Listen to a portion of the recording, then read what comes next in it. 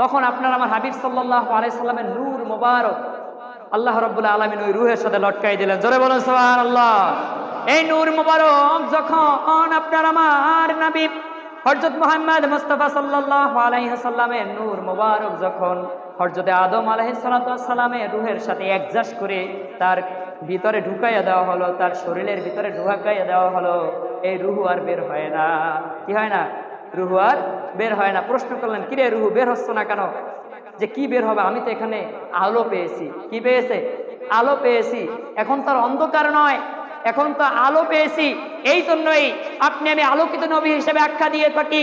আপনি আমি কদ জাআকুম মিনাল্লাহি নূর, আপনি আমি নূর বলে আখ্যা দিয়ে থাকি, কারণ এই নূর আল্লাহ রাব্বুল আলামিন হেফাজত করবেন। কি করবেন? এই নূর আল্লাহ রাব্বুল আলামিন হেফাজত করবেন। আপনার আমার নবী হযরত মুহাম্মদ মুস্তাফা সাল্লাল্লাহু আলাইহি ওয়াসাল্লাম এমন এক নবী ছিলেন, নূর নবী ছিলেন। ঘটনা বিশাল, আপনাদের সম্মুখে সংক্ষেপে বলার চেষ্টা করব। আপনার আমার নবীকে আল্লাহ রাব্বুল আলামিন জান্নাত দেখাইছেন কিনা? কথা বলেন না কেন? জান্নাত দেখাইছেন কিনা? জান্নাত দেখাইছে। এক রূহের জগৎ থেকেই তিনি জান্নাতে ছিলেন। আপনার আমার আদি পিতা কোথায় ছিলেন? কথা বলেন না কেন? জান্নাতে ছিলেন। কোথায় ছিলেন?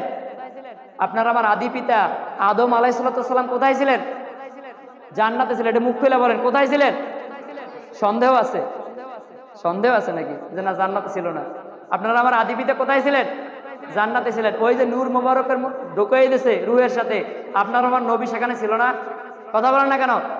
আপনার আমার নবী কি সেখানেও ছিল? আপনার আমার নবী কি আদমের সাথেই জান্নাতে ছিল? জোরে বলেন সুবহানাল্লাহ। আপনার আমার নবী আদি পিতার সাথেই কি জান্নাতে ছিল? বাবার সাথেই জান্নাতে ছিল। আপনার আমার নবী আদম আলাইহিস সালাম জান্নাত দেখেছেন, আপনার আমার নবীও জান্নাত দেখেছেন।